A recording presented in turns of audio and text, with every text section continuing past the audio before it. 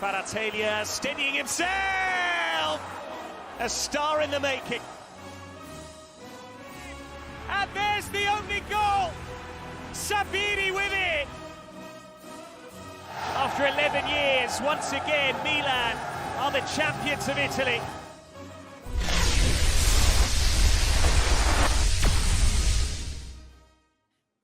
Ciao ragazzi, this is a special recording of Serie A Sitdown, a podcast of World Football Index to get your Calcio to go. I'm Frank Crivello, he's Richard Carmen. Richard, what could we possibly be wanting to just do a separate special recording for?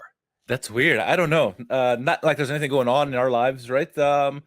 We did mention something a couple weeks ago, right? We did. Maybe we should talk about that. We put a teaser out there. We announced to the Calcio Twitter world that we had an agreement in principle for a new signing, a third person to be part of the Serie A Sit-Down crew. We had agreements in principle. Physicals needed to be passed. And I just saw Fabrizio Romano say, "Here we go, confirmed." Okay. And let's not waste any time. The third man of the Serie A Sit-Down team is Mr. Alex Dono. And it's taken a while to get the deal together because Wanda Nara is my agent. That's why we hit a couple of stumbling blocks. Oh, God. Welcome aboard to the Sit-Down, my friend. How are you? Cheers. I'm doing so well. I mean, I guess I'm doing about as well as Inter have been this season. It's a roller coaster. I'm all over the place. Some days I'm up, some days I'm down, some days I'm winning 7-goal thrillers against Fiorentina. Oof. Other days I'm getting punked by Mourinho's Roma, but here we are. And I see that you ripped all of your hair out over that game yesterday. Yeah, there is absolutely not. If there was any left, actually, I ripped off all of my hair during the Calciopoli years. Any remnants that have been left on the head were ripped off during that roller coaster. I mean, that game was bonkers. You know, it was poorly officiated from the get-go. I know that the team who ends up losing the game is obviously going to be more vocal about their complaining over the team that won it. But it's always, and guys, I think it's one of the most best parts, I guess, about being a Calcio fan. And sometimes you're on the good end of it. Sometimes you're on the bad end of it. When you're hitting the 94th, 95th minute thinking, okay, that's what the result is going to be, right? We're dropping points here in a game where we were up 2-0, then we were up 3-2 late. You give up a 90th minute equalizer. We're just destined to come away with 1 point. And then you suddenly get literally at the death, a strange goal like the one that Inter got from Mkhitaryan against Fiorentina, and you go from just resigning yourself to a draw to all of a sudden you're screaming and jumping up and down off of your couch. I think that's the life that we all live, whether you're a Milanista, an Interista, or anything in between. It's the life we live. Yeah. Wonderful. I think, Richard, we probably should give our new member here a floor now to just share with the people what he's going to bring to the Serie A Sit-Down podcast. So, Alex, what can our listeners and our viewers on our YouTube channel expect of you here as a contributor to our fine program? Well, the main thing that I like to try to bring, fellows, is perspective. And I joined this team humbly, knowing that the two of you are two of the very best when it comes to breaking down matches, breaking down strategies, breaking down, the players that are up, the players that are down. And obviously I want to add as much as I can to that formula, but I also like to bring long-term perspective because I think that's something that football fans often miss, right? Your team is on a 2-game winning streak and you feel like it's Scudetto. This is our year. You're on a 2-game losing skid. We've got to sack our manager. No panettone for this guy. And it's like, okay, sometimes you have to be rational. Sometimes you have to be somewhere in the middle. And I think the big thing that we all have to remember is through the good times and the bad times, as fans, we are just passengers. We are just bystanders. Unfortunately, all of this is beyond our control. So I try to add a little bit of fun into the mix, and I try to add some perspective into the mix, because I think anyone, whether you're a Juventino or you're a Roma supporter, Napoli, if our guy Jerry, who's a huge Lazio fan, and Jerry, by the way, it looks like Lazio may be better without Ciro Immobile. I see them comfortably in control here. At the time we talk, Lazio looks like they're on their way to a 2-0 win against Atalanta. Maybe Ciro was what was holding this club back the entire Caicedo time. greater than Immobile. Yeah, exactly. I still have that shirt somewhere, by the way. But man, I just, guys, I want to be able to add to the joy for the game, the beautiful game that we all bring. Wonderful. Frank, that's I was expecting that. I was expecting him to say he'd breaking up this Milanisti monopoly we have on He's the going to show. bring some balance, yeah. Yeah, bring some balance. But that works too. That works too. Thanks, Alex. Well, you know what? The thing is, and I'm not quite as bad as some of the Interisti that I know, but I can be brutally honest, right? That, when Inter aren't doing well, I can be one of their harshest critics. I'm not usually guzzling the Kool-Aid. So, if there are games when Inter totally just, when they screw the pooch, I may be harder on them than you guys are on some occasions. The fans would appreciate that. Excellent. So what else here? Your views on the season so far. What's surprised you so far? What are you still waiting for the other shoe to drop on some certain situations? Just kind of give us your perspective of what you've seen through these first number of weeks of the Serie A season. Hard to believe we're almost already a third of the way into this season. Well, the first thing that stands out to me and anyone who's been watching Calcio this year is I'm really starting to believe that this 2022-23 version of Napoli might actually be different. And this could be a team that is capable of actually crossing the finish line. Yeah. Obviously in recent weeks, Atalanta was on a hot run. They were right near the top of the table as well. And you start to kind of wonder, might we actually have some new blood able to seal the deal and win a Scudetto this year? Because, we know the usual suspects. Obviously, Juventus have won more than anyone, but if it's not Juve, it's usually Milan or Inter, and that's just the way it goes. Rarely does someone like Napoli, who have only done it twice, or Roma, who have done it 3 times, Lazio have done it twice, win a Scudetto. Like in the case of an Atalanta, I don't know if they're just going to have really the depth to be able to get over the finish line. They've never won a Scudetto before. Napoli haven't won one in 32, 33 years by the time this one is decided. So I just wonder if a team like that, and Napoli, obviously the one with the best chance to do it, can actually spoil the party. And I do think that Milan are the most complete team, and they're the ones who have had that continuity coming off of Scudetto for last year. So I still kind of hesitantly would consider Milan to be the favorites there. I kind of wonder if Inter have maybe dug themselves into too deep of a hole already, although they're playing much better football lately. I'm not ruling them completely out, but I don't know, guys. There seems to be something different about this Napoli, and I have to wonder if Luciano Spalletti might actually get to lift some Scudetto hardware, because that's something that he's been looking for a long time.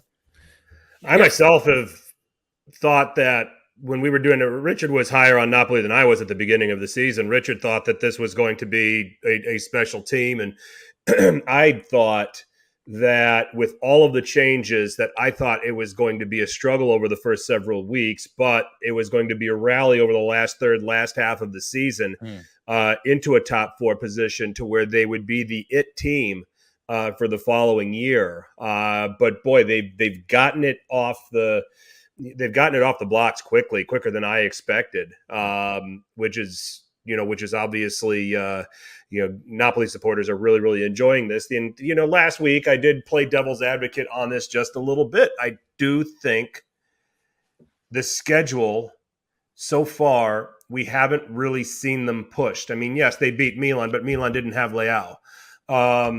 They 4-0 in the Champions League, and the argument that I made about that was that this is not the same Ajax team under Ten Hag and all the talent that he had. Rangers is out of their depth, and they caught Liverpool at a very bad period for Liverpool. So you can poke holes in Napoli right now, and I'm not doing that as a biased Milanisti. There's problems with Milan as well. There's certainly depth issues if Leao gets hurt. And if Teo gets hurt, we've already seen what Milan look like when Teo's not in the team. That game at Stamford Bridge was a disaster in the Champions League. So, there's a lot of, in short, there's a lot of good teams. Napoli is among them, obviously, as they're top of the table going into this game with Roma. But the other thing that makes it exciting about this league is that all of these contenders aren't without their flaws either. So, and I think that that's what's making this compelling. Can teams overcome their flaws over the course of 38 games to be there at the end? Well, that's the thing, too, about this Napoli squad, too, is they haven't been punched in the mouth yet, right? They haven't faced some of the big dogs yet. What will happen when they actually fight adversity, go in a slug fight or a fist fight with some of these bigger teams like Inter or whoever? How will they handle that pressure? That's when we find out if they're a real team or not. If they can come through this tough stretch here and then go through some, the Africa Cup of Nations and some of these other things are going to take away some of their bodies. If they can withstand through that, they're legit. Probably end of January we'll know if they're legit or not. But right now they're excellent. They're one of the best teams in Europe to watch. How can you not like watching them unless you're Juventini, I guess. Okay. And there's certain things I do to an extent kind of, believe that certain clubs have a DNA, and how could I not believe that being a Pazza Inter supporter? You expect the unexpected. And I think in the case of Napoli, it's so hard to get it over the finish line. I mean, you mentioned, Frank, we're about a third through the season. That means we still have well more than half the Campionato left to play. And, we saw it 5 years ago, Sarri's Napoli, how close they were to sealing the deal and ending Juventus's long run at the time. And then final match days, everything just came off the tracks, right? So, and it's not like Napoli, for as great as they've been, it's not like they have separation. I mean, they're even on the table with a game in hand against Milan at this moment. So it's not as if they're running away with this thing. I think it's going to be a fight towards the end. I mean, maybe some of the teams who are in the top 7 may change positions. Lazio looking great right now, but I'm not sure if they're going to stay, at the top part of the top 4 for very long. I wonder if Inter can get into a Scudetto race. So it's not going to be easy because there is some parity in the Serie A this year. So I'm really wondering if that sort of DNA of Napoli, where they can get so close they just can't get over the finish line, if that may haunt them again. All right. Let's talk about your team, Inter. You kind of talked about it pre-show. You kind of talked about it throughout this recording so far. The roller coaster that is Inter.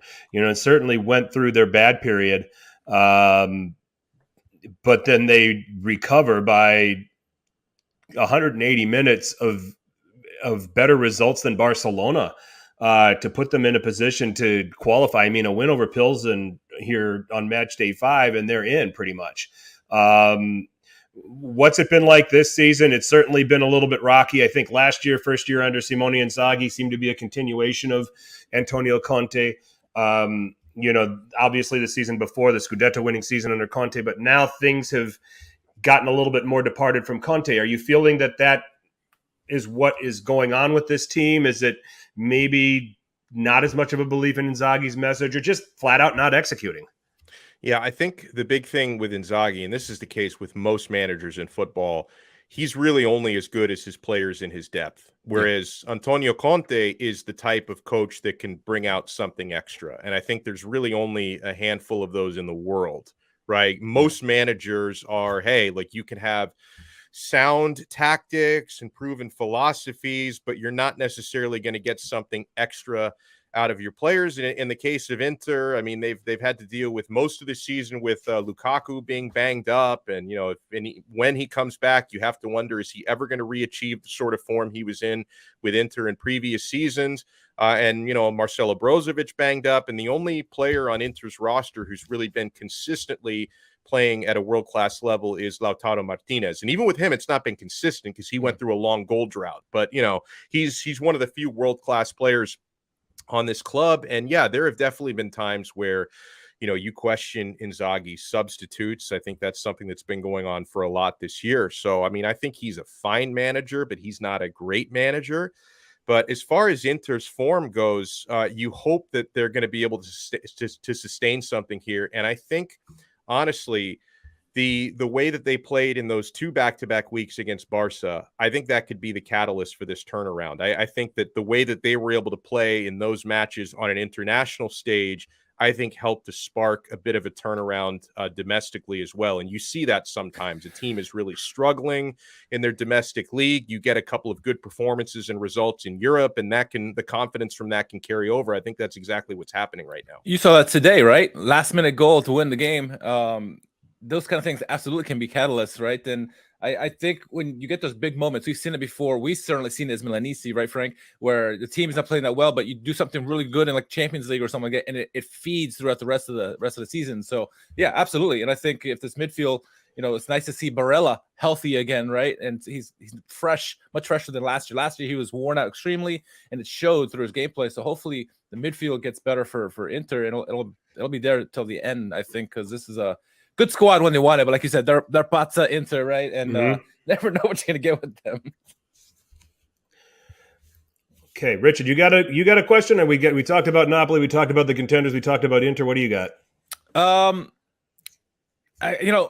only really thing I got to say is, Atalanta. We talk about Udinese. Udinese's been a hot start this year, but Atalanta just as well. Defensive juggernauts. All of a sudden, can they sustain it? We talked about this a couple weeks ago, Frank, where other two teams, Udinese or I talked about this with the Adriano and Lex, that between Udinese and Atalanta probably can sustain this because they're playing defensively. Do we think Atalanta's for real this year? Frank, we see what they've done defensively. It should sustain it, shouldn't they? Well, I mean, obviously today's a pretty bad sample with Lazio, but they've, over the course of the season, playing this way has served them well. The fact that they've got no Europe, I think, is a huge boost for Atalanta. And I think that it's been surprising that they've had this just tactical reverse of how they've played. And I think a lot of it had to do with how poor they were defensively last season. Gasperini, in his system, the one thing that if you get through those two midfielders, those two center midfielders in his whether he's playing 3-4-1-2, 3-4-2-1, if you get between them and the defenders, you've got them. And teams demonstrated that over and over all season last year. And I think that he has changed things to allow the other team to have the ball, make his team play more compact, take away all of those passing lanes. And when you take a look at what he's got going forward, I mean, Zapata, Lookman, I'm leaving names out, Boga, I think, Muriel. I mean, there's Hoyland. Guys that can just fly the other way. So they've taken a departure. It's to the point where the wingbacks aren't as productive anymore due to the tactical shift. They were always a huge part. You always heard Benetti talking about how they bombed into the box, and scored off of crosses, and it was very noticeable. They're not as productive this year,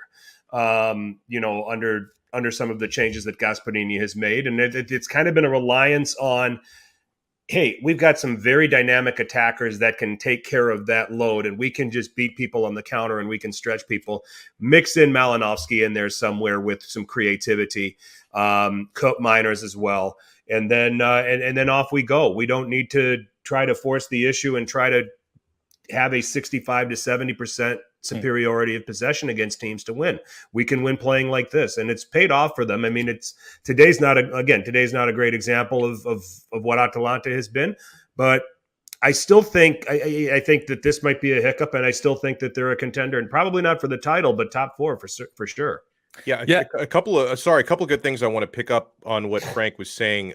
It's massive for them not to have Europe, because I think that's been a blessing and a curse for them in recent years, because they've done some good things like in Champions League in recent years, but for a club that size and lack of depth, I think it just takes so much out of them to be having to play in so many competitions. And then what you were talking about with the tactical changes, I think it's the sign of a great manager being able to adapt and win matches different ways. And seeing Gasperini being able to do that, I think, is really cool. Yep. Yeah, 100%. Last one, probably the bigger surprise right now.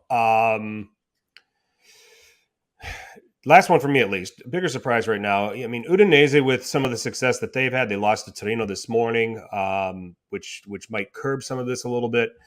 Or Fiorentina really struggling to cope with playing every 3 days. I mean, that's an interesting question that we can probably answer for the people here.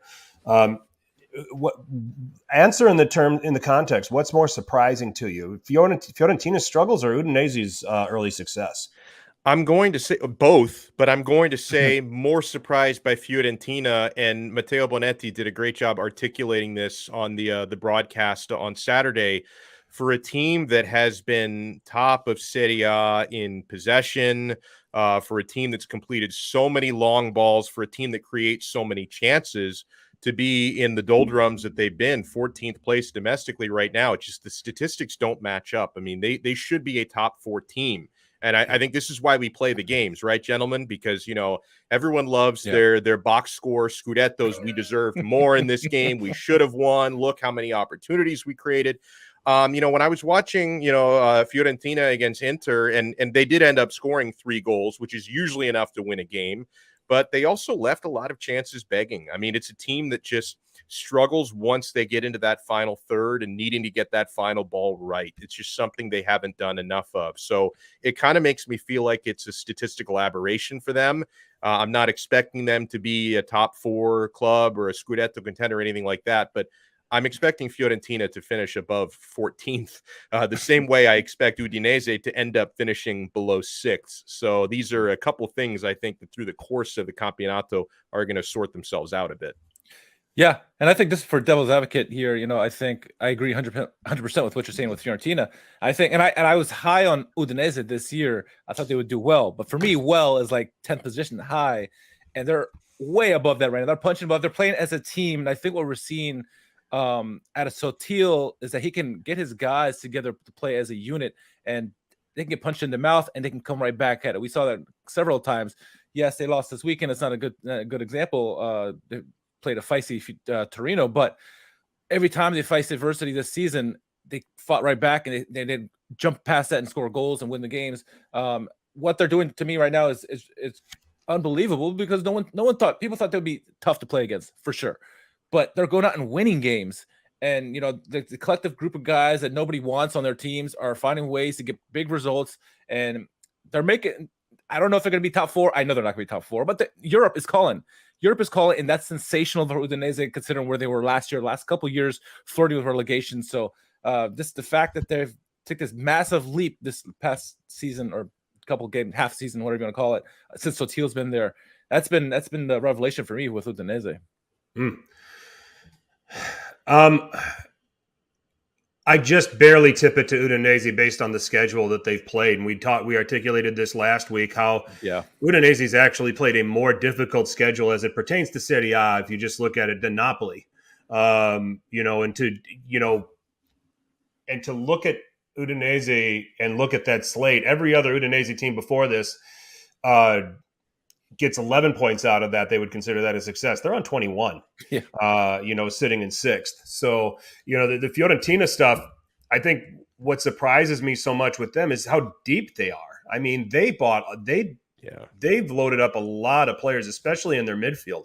So it's surprising to me that Italiano's having a hard time interchanging. I mean, they're not having a problem with the possession, but they're having a problem with keeping people out. And I don't think it could be a consequence of having too many midfielders and not having the right mix of stoppers and playmakers. It could be just they're unlucky. I mean, how much more possession can you have? I've been on and I've coached teams that will just outpossess, will outplay the other team, and then we'll get shithoused. That happens. That happens in this game. Didn't Jose Mourinho say at one time, pardon the language, we'll fuck you on the counter? So, if he didn't say it, then Conte said it. One of them said it.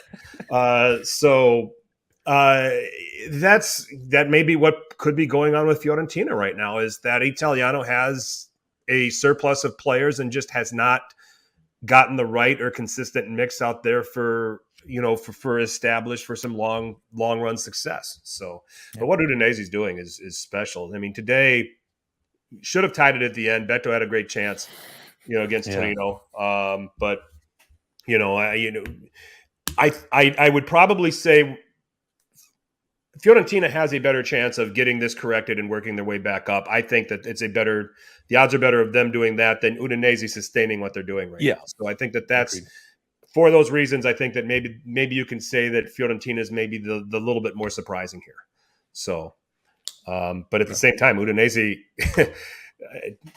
again, this opening slate, I think most Udinese fans would have been happy with 11 points. And just kind of flirting with just being above the drop. So, but they've certainly exceeded those expectations.